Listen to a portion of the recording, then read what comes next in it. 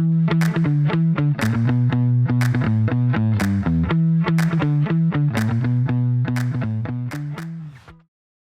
everyone. I'm Wendy Liebmann, CEO and Chief Shopper at WSL Strategic Retail, and this is Future Shop. This is where I talk to innovators, disruptors, iconoclasts about the future of retail. Many of you know that my underlying passion these days is about trying to figure out what modern companies and brands should be and how they should get there. So to talk to me about that today is my guest, Lisa Paley. Lisa is the president of Haleon North America. For those of you who go like, Haleon, do I know that company? Haleon was the consumer division of GSK, and Lisa had the great good fortune, I think, of actually starting almost with a white sheet of paper, but not quite, to create this new modern business. So welcome, Lisa, to Future Shop. Well, thank you, Wendy. It's great to be here today. So as I said, you know, those who listen to this program, and you, Lisa, because you've had to listen to me forever, you know, I'm obsessed with this idea of what a modern business should look like now and in the future. And you've had an interesting purview on that. You've got an extraordinary background in the healthcare industries, through major companies, the J&Js of this world, Pfizer Consumer, and here we are in the new Haleon days. What do you see as the critical elements of a modern organization today? I think it's a great question, and I'm intrigued. You know, Forbes defines 5 things actually that a modern company contains. And I think whether you start with a list like that, that includes things like supports flexible work. You know, we have, for example, at Haleon, we have, you know, hybrid at Haleon, which talks exactly about that. Like, it's hybrid from the get-go, the mindset is. You have to operate like a small company. That's what makes it modern, because that's what the colleagues and the consumers are wanting, how they want to engage and what they're finding fulfilling. It's also about that mindset of being small, nimble, very entrepreneurial, and regardless of your size. So that's how you have to behave. That's about behavior. Having sort of that founder's mentality is really valued in modern companies. They talk a lot about prioritizing what you want versus what you need. And we have a value, you know, at Haleon that's like, do what matters most. You know, that, so you're really trying to tell people, we get that you're living in this very busy, complex, you know, world today, and you're going to have to continue to be hyper prioritized in order to be effective, you know, at the things that you're trying to accomplish. People who value the voice of the customer, who value the voice of colleagues, those are really resonant in modern companies, because you really have to keep your finger on the pulse with them. So you have to be really in tune to that.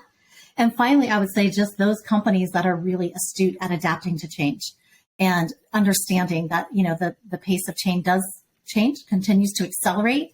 But what you do about that and how you free people up to move at that pace. So you don't want to be as overprescriptive. You want a little more policy, less laws, you know, like those kinds of things that allow people to respond at the pace of the change that they need to. So those are some of the elements, you know, that we look to, and we've had the real privilege as we started this to begin with a modern slate. And so we've been encouraged, you know, that we've been able and fortunate to be able to do that.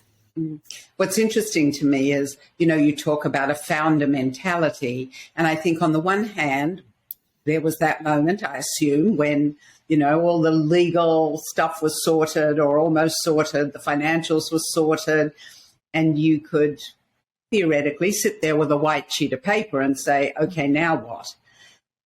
But you also have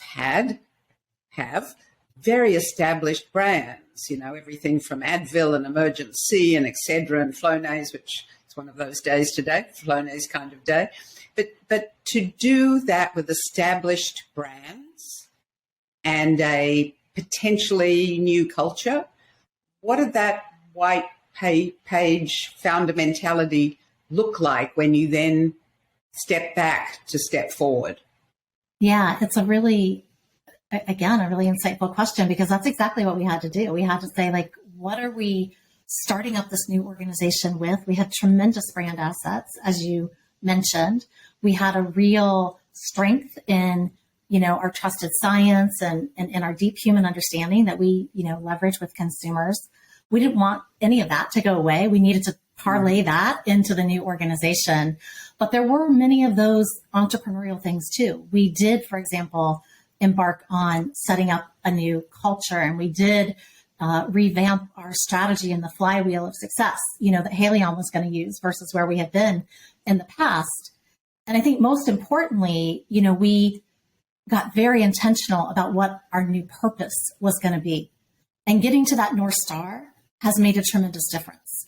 And that's how we were able to bring, I think, so many people on this transformational journey, was really understanding what that purpose was going to be. Mm. So talk a bit about that, because, I remember you stood on the stage at NACDS last year or the year before, and it was before everything was totally separate. But you made a speech that really was very moving. One, it was great to see a woman on the stage, a woman who believes in lipstick. Thank you very much. But also who talked about the need for humanity within brands and companies. And you talked about it, it anticipated this purpose that you've now created with Haleon, this sort of health and humanity. And it struck me then that it was a very different voice. So how do you get that on the white piece of paper? And then how do you bring that through the organization, and quickly, because you've basically done it within the last, 12 months or so? Yeah, absolutely. So I think, it took a minute to perfect the purpose, I'll say, right? To get it exactly where we wanted it. But we knew we were in the right space, again, by the resonance of the people that we were socializing it with, and the playback and what they were feeling as a result of it. And our purpose, very clearly stated, is to deliver better everyday health with humanity. So you're right. We put that word humanity in at a time when this world probably never needed it more. It was so much going on. But ours is really rooted in that everyday healthcare too. And that was really important. But when you wake up and you go, wow, that gets to be our purpose, and you can feel good about living that purpose every day and genuinely helping people. So we get to do it as a business at Haleon, but we get to do it as an industry as well. And I think that really fueled people. They really saw the power in just making incremental changes in the day-to-day behavior of consumers that genuinely gives them better wellness or better overall health. Mm. And that's a really strong aspiration. And when we did it, it was for everybody.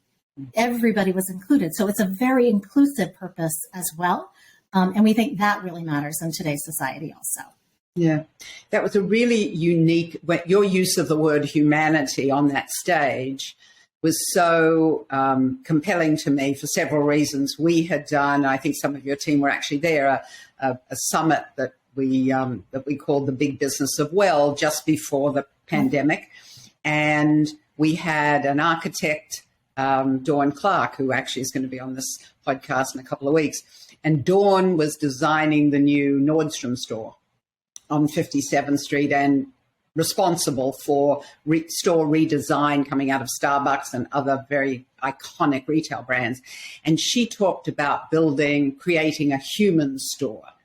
And it was this sense of human and humanity, yes, pre-pandemic, and as you said, in the middle of the pandemic, that created a very different voice. So it's one thing to find the word, right? And isn't that great? But it is the other to imbue an organization with the power of that as well. Yeah, I think, one, I'm always impressed with what you find on the street. So I always follow that because you're always right on trend.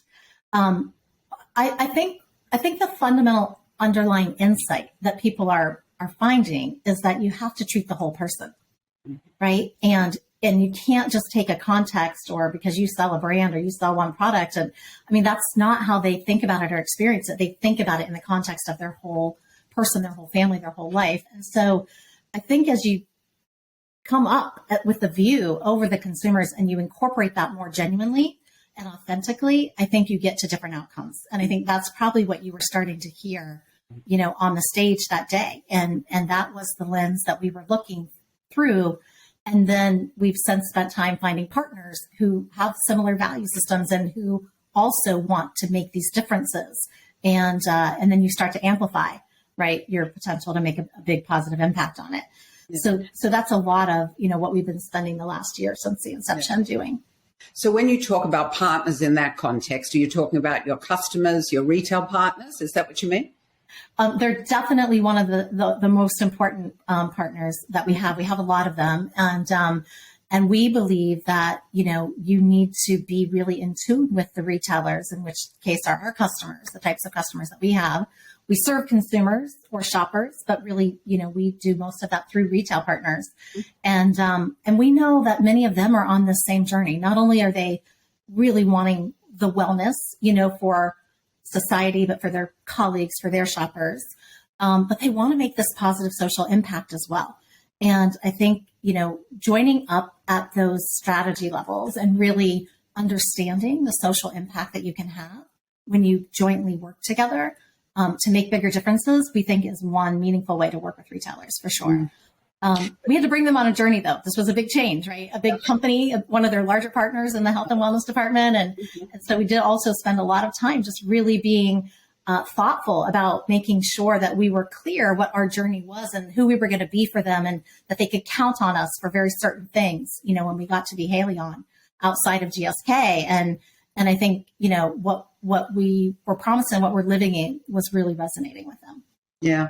That's the other part to me that always strikes me, and you're preaching to the converted, that the collaboration, if that's the right word, between consumer, customer, as in shop, we would call shopper, and then retailer, and then your internal colleagues, right? So in that context of all of that, of a modern, flexible, agile, founder-generated company, there are a lot of facets to that you have to keep a hold on, right?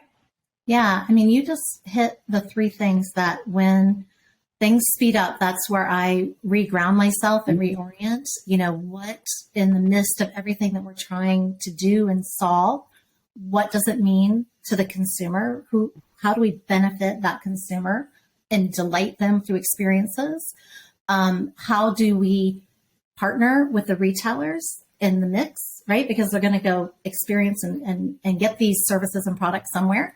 And then is it right for colleagues? Do colleagues feel good about that work they're doing? Are they doing it in the ways that they can rest well at night, knowing they always can do the right thing? And that's what's rewarded, at our company. And then also be able to grow, like really get, serious about new ideas and ways that we can really move around those experiences or those consumers or those retailers. And so, they have a real growth mindset that's come with this transformation as well. And so that's exciting, when you start to combine those things, but definitely grounding on what I call the 3 C's. And it's got to be about the consumer, the customer being a retailer, and then the colleagues. And when you get right for them, you are going to be really well on your way to doing something. Yeah.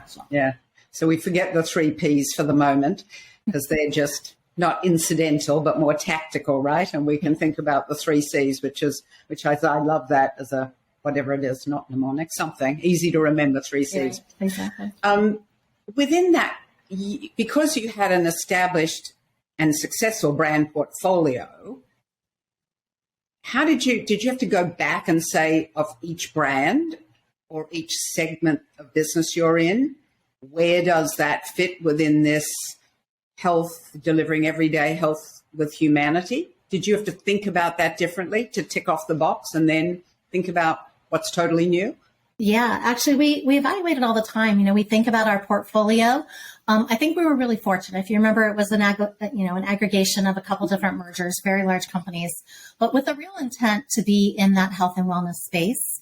So we were fortunate, but we had also done, the proper pruning along the way just to make sure it was a really fit for purpose portfolio. And that those brands really represented the things that are helping people on an everyday basis. So we're no longer, talking prescriptions. We're no longer talking, sort of these one-off things. We're talking about the things that are in daily regimen or in quick recovery of daily, incidences of cough, colds, or or pain or things like that. And I think, being really clear and having that really aligned has helped us go faster. But we didn't have a lot of pruning that needed to be done because we were already sort of, we have been pretty intentional about getting this portfolio to where it was along the way. And I think that helped us be ready for day one. Now, the brands you have to bring, right? So that's what the consumers resonate with. They love the brands. They know the brands. They're less interested in the consumer space about the corporate name on the packages for the most part. So we get a little bit of time to transition that behind the scenes. But we're very good partners, for example, with like medical professionals or doctors and dentists. And with them, we had to make sure we were going to have credibility as Haleon as a standalone. Because if we're honest, there was probably a lot of halo from GSK that gave us credibility, coming into the Haleon experience. But sure enough, by building trust, by making sure that we brought them also on the journey and transformation, they've also been big supporters of Haleon and really, looking forward to Haleon's success and the things that we'll be able to do additionally and differently as a consumer company.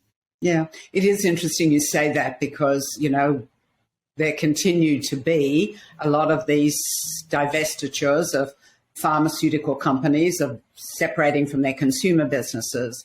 And you do always step back and wonder how much that halo of the big pharma, for good and for bad, excuse me for being direct, but good and for bad, have to play on the consumer side of the business. And when you stand on your own 2 feet, then that issue, and as I think about, I forgot about the oral care, obviously Sensodyne, and those businesses, when you've got a lot of professionals that are part of the culture of the brand, that's also part of the partnership, right? That you have to have those people on side too. Yeah, definitely. And I think, you talked about there was good and bad, and there definitely was. I mean, we're in the vitamins and minerals space, and, that was something that is less regulated, if you will, has less requirements from a medical standard. We take the highest standard in the science and we prove, the things that we do put into the market, but could have been over-engineered from a pharmaceutical company perspective. And then to be able to come and be separated, then, that is something that we look at and just say, are we fit for purpose for the market and the businesses that we're in? So we'll be looking, how do we make the proper adjustments and the tweaks and the ways that we operate in order to really, advance, the VMS categories as well. Yeah.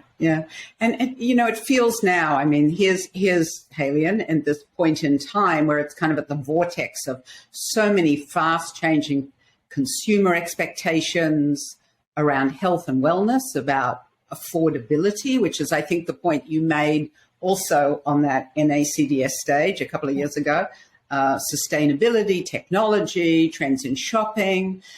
How do you have to then, you talked about speed and flexibility and sort of founder mentality, but how do you take that, all of these emerging trends, and think about them as you continue to refine this, perfectly, or I was going to say Perfectly Modern Millie. Nobody will know that show. Anyway, whatever that was called. But this notion of a modern company, a modern organization. Yeah, and I think this is where you blend the purpose and the performance of the company, right? And where those things meet up. And the way that we think about that is, we really are developing our brands with purpose. And so how we resonate in and how do we accomplish the purpose by making it more accessible to people. So just broadening the people that are getting the exposure, to the brands and products that we offer. How do we make sure it's more inclusive, right? So we did something, for example, with Seeing AI, because if you have visual problems, you may not be able to even read the label and think about how important understanding, how to take a medicine or a vitamin or something is, right? So we really partnered in that case with a technology firm in order to bring that to the surface as an example. And then finally, we put that through what we want to be achievable. And so, people set goals. We're, again, working on these daily goals, but how do we help them achieve those aspirations that they have just for that everyday health? And we had really good, opportunity to do that, for example, during COVID with the immune protection and really helping people understand how to use immune support in a daily regimen in order to be better protected against, something that was affecting us all. So we've had lots of opportunity. We really believe in this. Everybody's welcome at our table. We say it all the time. We mean it. And then how do we bring them in and support them, from a healthcare or wellness perspective? And so that's kind of how it all, comes into the market from our lens. So that sense of humanity is not just one kind of lump umbrella, excuse my inelegance, but that sense of how does humanity play out, being human within the context of the category or the brand or the consumer patient at the time. Is that how you think about it? That is how we think about it. And I would add one more, which is colleagues. So again, we welcome all of that in. And we say, yeah, but I think, people are doing it to different degrees. And I think how authentic is it to your culture? And I think, so it's something that we talk openly about all the time. It's something that we embrace, encourage, support, lean in on, so it's a really big piece of what's becoming, Haleon's DNA. And we are really, proud of the company for the progress that we've been making in that regard. Again, be it for the shoppers, be it in the consumer state or be, for a colleague. Yeah. I will tell you, just as an aside, since it's only you and me talking, that, as you know, we do a lot of retail executive interviews for a variety of clients in a variety of spaces, and recently doing some work for a client who, when you ask about who's getting it right these days, I haven't shared this with you before, and it wasn't for you, but Haleon comes up as a company that's getting it right, and it struck me as that, not being just on your cheer squad, but that time frame has been a very short time frame. So that ability to do a lot within a very short time of this new company, obviously, whatever you're focusing on, first, second, third, is resonating with some of your key retail customers. Well, I will find no higher compliment than that. So we could end right there. I'd be very, very pleased today. I'm going to ask you the hard question, and see, I just softened you up. That's right. You did. So, from your end, have there been some sort of good and bad learnings from this last year, 18 months? I don't mean bad, but surprises or things that you said, oops, or do we need to refine that? Or if I were advising companies in this sort of form, what would I be telling them to keep an eye out for? Yeah, well, we know people are going through similar processes. I think, look, if we didn't take lessons from it, we wouldn't have had the full experience, right? And so it was never about everything going perfect. It was that everything had to go well, right? And there's a difference. And I think where you allow yourself the room, because this isn't done very often. This is a very rare occurrence to take a company this large and transform it into something totally new. And so there weren't, tons of examples out there, but I will say the things that went well, lots of planning, huge pressure, like in the tech organizations and things like that, where technically it has to go right. Yeah. And they did, so knock on wood, thank goodness all that happened, as planned, and credit, to the company for being very well orchestrated.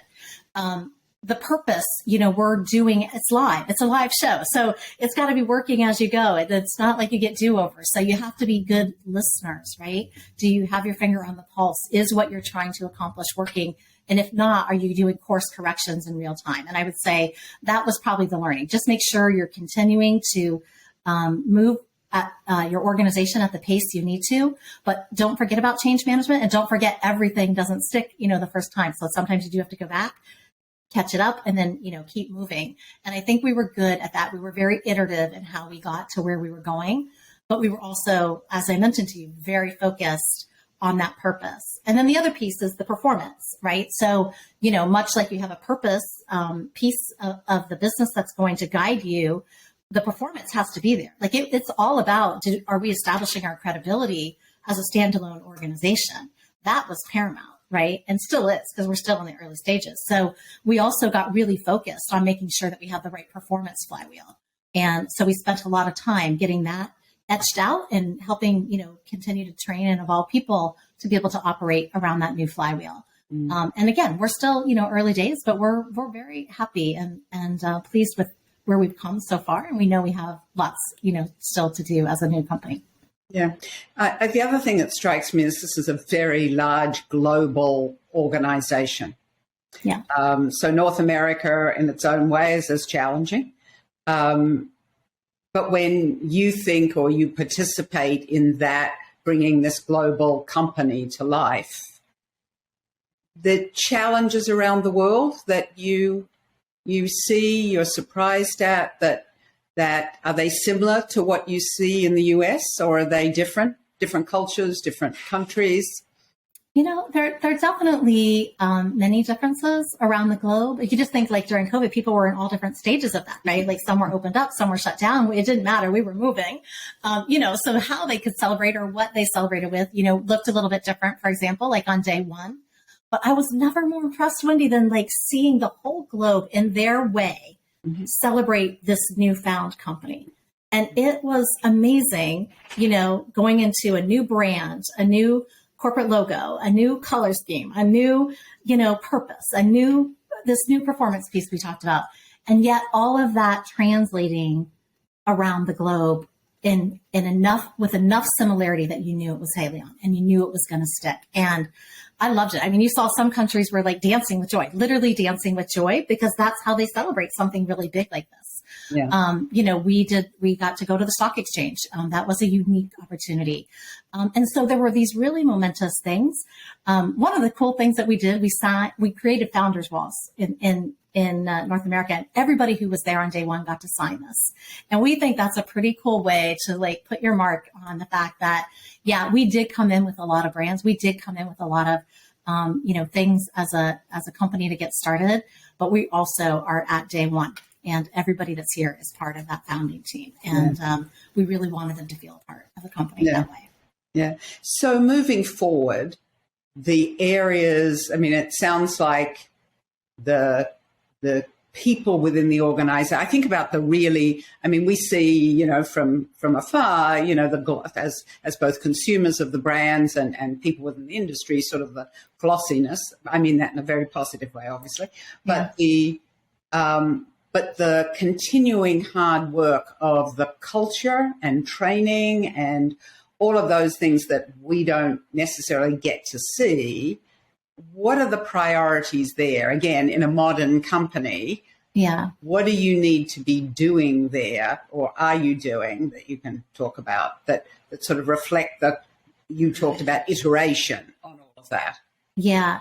So I mentioned, maybe worth going just a click deeper here, but I mentioned those cultural values, right? The ones that we selected are go beyond, which is really keep that external lens, make sure you know where you are versus the market and your competition and how your consumers are shifting, and really being externalized while we have a lot of, internal things to do. Do what matters most. And this is about like sort of that maniacal prioritization that's required in the world. So that's at an individual level. So they're very empowered at an individual level to do that prioritization. We also encourage leaders to find the things that we are prioritized around as a group or a team or a company, so that those are always clear and in front of the people.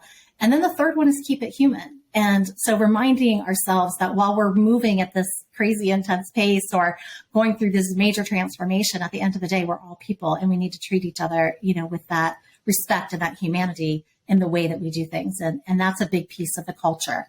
So the way that we stay true to that then is, we take surveys, we do huddles where we're listening, leaders are listening, keeping fingers on the pulse, of the way that the company is progressing. And for me, it's about those real-time remediations, right? Like not letting things become bigger deals than they need to be, and staying in really good open communication with colleagues. Yeah.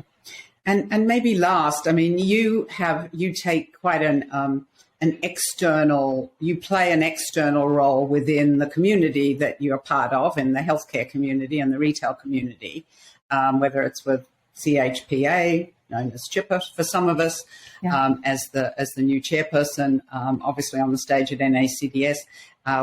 Which is something you and I are on the board of, which supports the growth and development of women in the health and wellness industries. How I know that's important to you personally.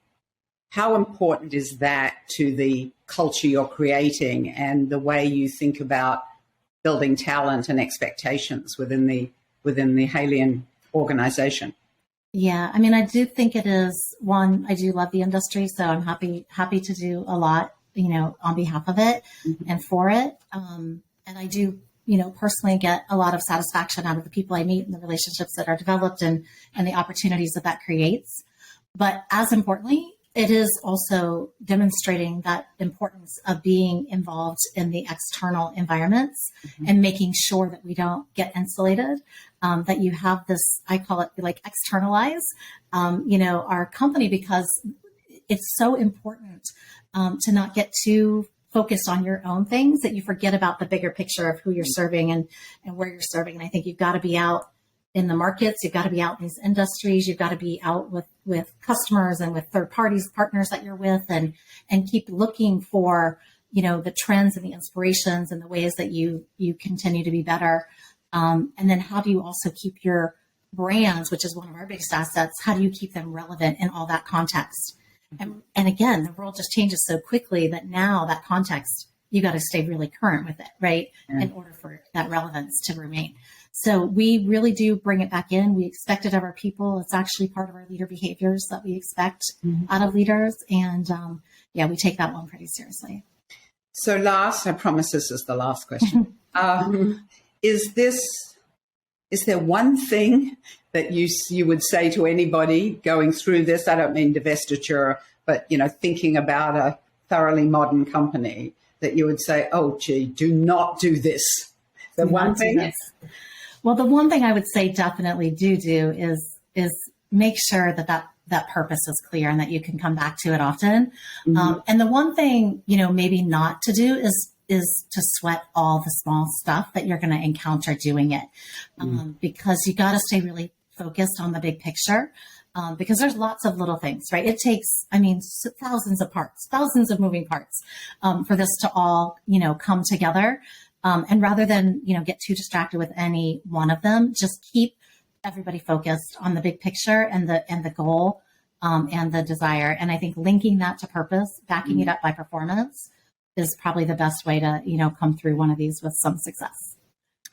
Well, that's a perfect way to end the discussion because you make it look easy, the swan, paddling madly underneath. But I know the complexity of this. We've seen it in lots of industries, not just health, where companies have separated out and the challenges of doing that. And you and team have done it at a time when there were supply chain issues, a pandemic first, supply chain issues. That's probably another podcast, but yes, we'll come back and talk about that later. Right? Yeah, all by itself on that flywheel of success, just getting product on the shelf, right?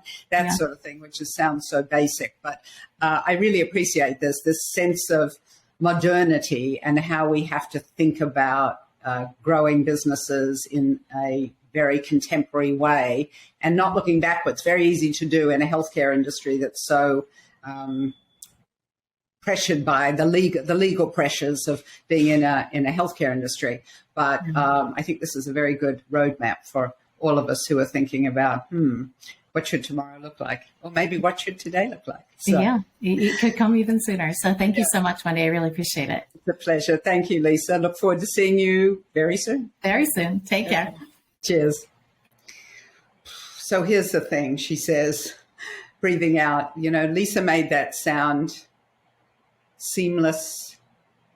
I won't say easy, but what was very clear in the conversation we had is that this holistic view of a modern business, very much, founder-based, thinking about, as she says, the 3 C's, the internal colleagues, the consumer who drives the business, and the customer, retailer, and having that connection between all 3 when you build a new business, a contemporary business for the future, whether it's health and humanity or it's some other category delivered with a purpose, clearly that agility, that clear articulation of what you stand for and how you bring your internal teams on that journey is so fundamental to building a modern consumer and retail and service business, a business of any kind.